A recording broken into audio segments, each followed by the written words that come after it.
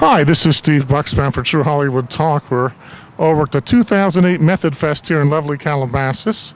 We're with Ron Gilbert. He's an actor, a producer, and a teacher. We want to have a warm welcome to Ron at TrueHollywoodTalk.com. Ron, how you doing? I'm fine. How are you? I'm doing great. Give us a little bit of your background. Where were you raised? We love the cowboy hat. How'd you get into acting? You look like one of those great character actors. Give us some of your background. Well, I was very lucky. I had a Jewish father and an Italian mother, so it's the best of both worlds. So that conflict immediately created an emotion inside me. I was raised in New York, and years ago I was, got involved with Lee Strasberg at the Actors Studio, and sort of took that journey and worked with other teachers. I've been a member of the Actors Studio for many years. And, started out in the business doing plays, doing summer stock, and then traveled throughout the country and, came to L.A. after I left. I had a farm, actually, for 15 years, and then came to L.A. and sort of got back into the business here and been very lucky. I've actually written a play with a bunch of people called Grandma Sylvia's Funeral, which ran in New York for 3 years. And I just returned from Italy, where I'd been teaching for 7 months.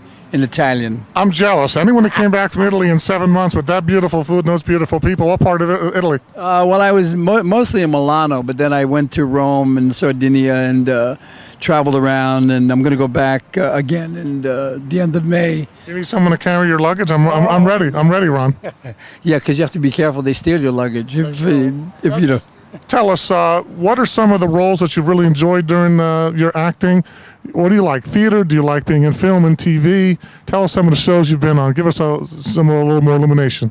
Oh, well, my last show is I did Ugly Betty, which was very funny because I have a good sense of comedy, so I can play a fellow that looked like he's a member of the mafia, but then my Jewish side kicks in and everybody, that's my humorous side. And then I work in Usual Suspects. I got a history of films. I work in The Godfather, but that's another story. Give us a little bit of that Godfather story, one of my favorite movies. Well, Marlon and I, we were there, and it was a very funny time, The Godfather. I was the tallest usher on The Godfather, and and we had scenes, and I still get paid, and I do a lot of dancing now in the film, but being with Brando and watching that experience was really something that it made me happy in one way and sad in another, because what happened is a true story. Once they cast Al Pacino in the film, they cut everybody 6 inches. So anybody next to Al was much shorter. So Richard Bright, unfortunately passed a little while ago, he played his bodyguard, and it's just so funny. Jimmy Kahn was going to be in the film. He didn't play the daughter. He was going to be anything. But they're working with Luca Brasi, Lenny Montana, who had played Luca Brasi, was great. And Brando had a great sense of humor. He's very easy with the people. He doesn't learn his lines. He would either use a little phone in the ear, or the lines would be written somewhere. So when you thought it would be a dramatic moment, it was actually Brando looking for the lines. Whatever works, right? Whatever works. Yeah, he's quite a guy, Brando. What was Robert Duvall like in person? One of my favorite characters. I knew Robert Duvall prior to that. Robert Duvall is one of probably the best actors living. I remember him from the '60s, but he is a very intense guy. Very, very intense, and he's such a multifaceted actor. He can do the classics. He can play a mobster. I mean, in The Apostle, he was brilliant. He has a really dark side. He's raised in a military family, and he did a film years ago called The Great Santini, which is very much like he was raised. So, but he's an incredible guy. I love him. I mean, I haven't seen him in quite a few years, but I will tell you a quick story about actors. I meet him in Beverly Hills. We're walking along, and it's on Wilshire Boulevard, and he had just won the Oscar for Tender Mercies. And I say, Bob, what's going on? How's things going? He said, it's very quiet. And it's very funny because you think of an actor who just won an Oscar, and I'm looking at him. I've never won an Oscar, never been nominated, and he's saying it's very quiet. And it was just hilarious to hear that, because from where he was telling me that, I thought it was hilarious. What about today's actors? Do you watch TV a lot today? And You're part of that old school character actor that seems to have just been missing. I felt very bad that Roy Scheider passed away. Wonderful actor, and we don't make them like that anymore, the George C. Scotts. Why do you think we don't make those kind of actors anymore? Well, it was a different. These guys, it's like Jimmy Cagney and Bogart and those people. They came from very hard times. They lived through depression, stuff like that. I mean, Roy Scheider was actually a stage actor. He was quite a guy. He actually did a wonderful film that was shown here a few years ago called The Good War. It was basically about Italian soldiers who were prisoners of war in Texas. He had a dark side, and that's what got him his first job, The French Connection, because he was pissed off that they were taking too much time with the auditions, and the guy said, "Oh, I like this guy," and that got his career going. But I mean, all that jazz. He was nominated for an Oscar. He was an actor's actor. He's a terrific, terrific guy. Matter of fact, I read today that Richard Widmark, who is 93 years old, one of the greats, died.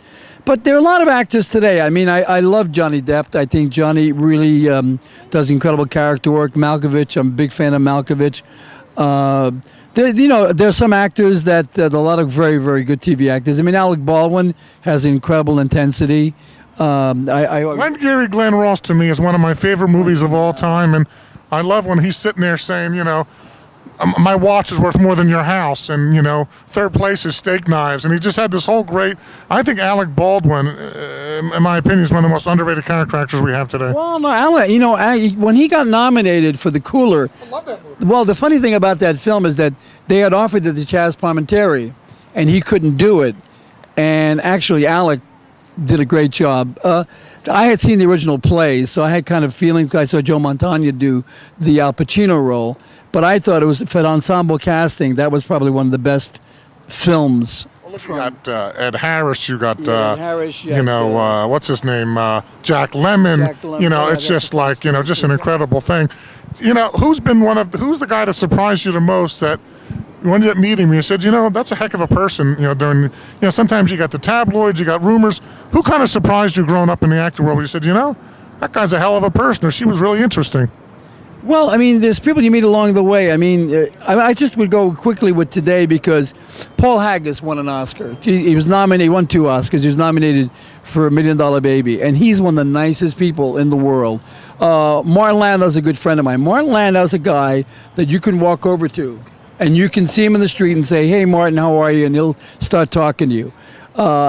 Bryan Singer I work with. Bryan Singer is a guy, he's a definitive filmmaker, easy to be with. Some people get kind of full of themselves, and it's unfortunate.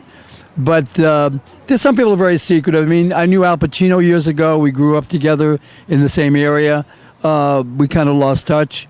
De Niro, when you get too protected, too famous, things happen differently. Pesci, I think, is the same. Joe Pesci is the same. I loved him in Casino. But also Joe Pantoliano. I've known Joe Pantoliano for the longest time. Joe Pantoliano, the relationship has not changed. Kevin Spacey, I met.